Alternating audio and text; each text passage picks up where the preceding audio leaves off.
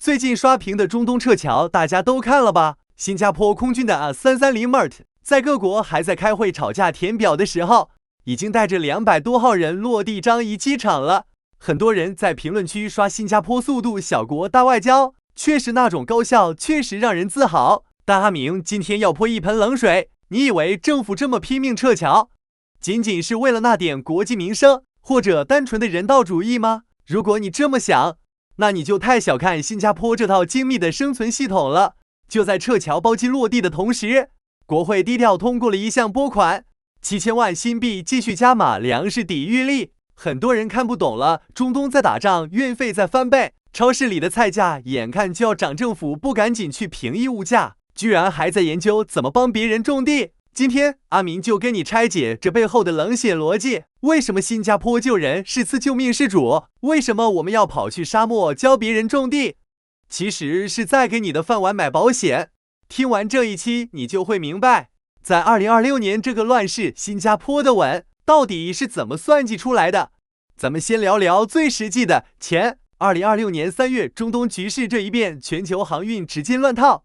你可能觉得中东离我们很远，但你下班去 TAC 或者生松转一圈，看看那把菜心的价格。如果你是低收入家庭，你可能已经发现这几个月的 CDC 消费券用得特别快。如果你是中产，以前下馆子不看菜单，现在可能要掂量一下那个季节性定价的海鲜了。真实数据在这，受红海和中东航运封锁影响，新加坡2026年第一季度的进口食品物流成本涨了15%到20%。新加坡90%的食物靠进口，这意味着什么？意味着只要外面一开火，我们的餐桌就得着火。有人问了，阿明政府不是发了 USAVE 补贴吗？不是有各种 CDC 券吗？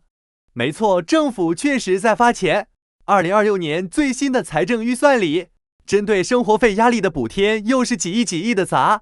但你要看懂一个底层逻辑，政府发钱是给你止痛的，它不能治病。真正的病根在于我们没地。如果你只盯着政府发的那点券，那你永远只是在被动挨打。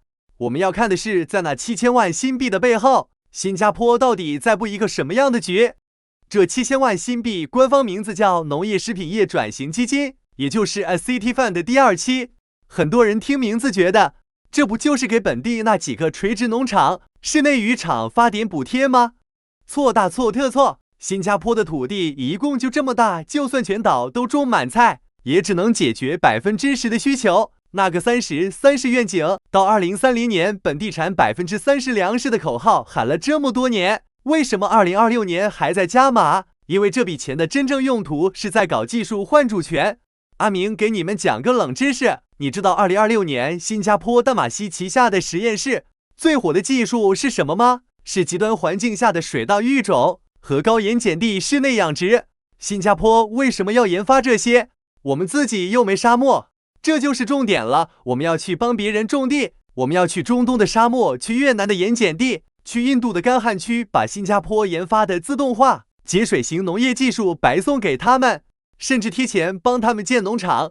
这时候肯定有人要骂了，阿明新加坡政府是不是傻？自家物价这么高，拿7000万去帮外人种地，这就是新加坡最精明的地方。离岸储备，你以为那只是技术援助？那是投名状。新加坡跟这些国家签的协议里，通常都有一条极其霸道的条款，一旦全球粮食供应链中断，新加坡拥有该农场产出的优先购买权。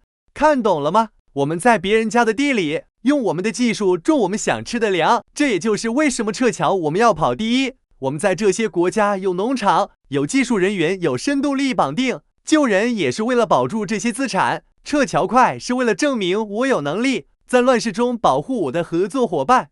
这种撤侨外交和粮食外交是一枚硬币的两面，你看到的是人情味，阿明看到的是新加坡在全球资源版图里定下的一颗颗钉子。咱们把话题拉深一点，为什么别的小国也想学新加坡却学不会？因为新加坡有一套完整的财政闭环系统。你看撤侨需要什么？需要最先进的运输机，需要训练有素的特种部队，需要全球顶尖的情报网，这些全是要烧钱的。种地需要什么？需要实验室里那帮拿着高薪的科学家，需要7000万甚至更多的科研投入，这也要烧钱。新加坡的底气就在于我有钱，而且我敢把钱花。在几十年后才见效的地方，很多国家在2026年这个节骨眼上都在忙着搞补贴、搞选举、搞短期的物价调控。而新加坡在做什么？他在算一笔大账。与其花100块钱去补贴现在的菜价，不如花100块钱去锁定未来10年的供应。这就是为什么阿明一直说新加坡强的不是单点，而是一整套系统。这个系统叫确定性逻辑。当全世界都陷入不确定的时候，新加坡在用它的高效率、高投入，甚至是一点点冷酷的行政手段，为你制造一种确定性。你以为超市里那颗来自中东沙漠的新加坡品牌番茄是偶然吗？那是政府算计了10年，花了无数冤枉钱，才让你在2026年这个乱世里，依然能以一个相对合理的价格买到它。说了这么多宏观的，咱们聊点接地气的。既然新加坡的粮食安全是靠这套复杂的系统撑着的，那作为普通人，我们该怎么应对？如果你是职场打工人，别只盯着你手头那点活。2026年，新加坡最值钱的行业之一就是 Agri-Tech 农业科技。政府那7000万砸下去，带动的不是几块菜地，而是背后数以万计的传感器、算法工程师和生物专家。如果你在考虑转行，这是一个被国家主权基金背书的赛道。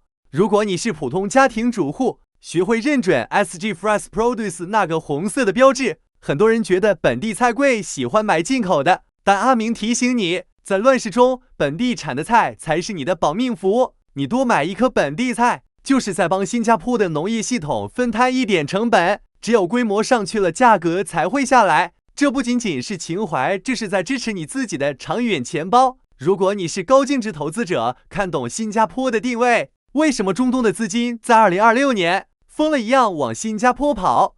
因为他们看明白了，这个世界上能一边帮他们撤侨，一边帮他们种地，还能把资产管得滴水不漏的国家只有一个。新加坡已经从一个避税港变成了避险港。